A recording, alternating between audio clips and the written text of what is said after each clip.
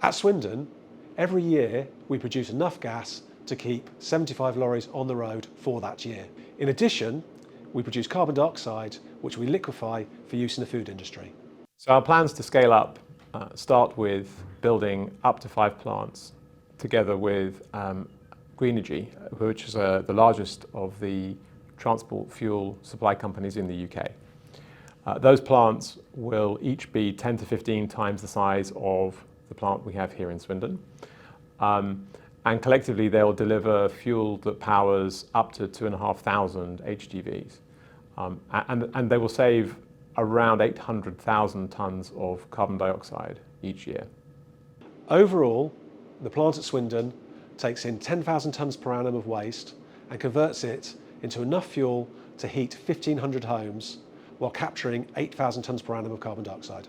The most efficient product we can make is biohydrogen, which is becoming increasingly important for decarbonising heating and transport. We can also make sustainable aviation fuel, which is incredibly important for helping people be able to fly as we move to a zero carbon economy.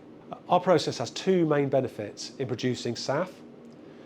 Firstly, we are more efficient than competing approaches because we keep more of the energy of the waste into the final fuel. Secondly, we're more cost efficient because our approach uses our technology to create an intermediate product we refer to as a syncrude, which can then be processed into SAF at existing refineries. This is more cost effective than other approaches which try and produce the SAF all in one process.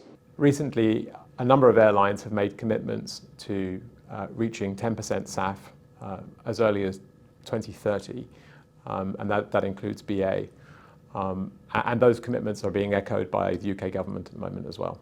There's a lot of demand for SAF, particularly from airlines, because it allows them to decarbonise flying without changing the aircraft and the infrastructure that support aircraft, which obviously allows for that transition to be rapid and relatively costless. One of the disadvantages of producing SAF is that the process of going to liquid fuels is quite inefficient relative to other gas-based fuels.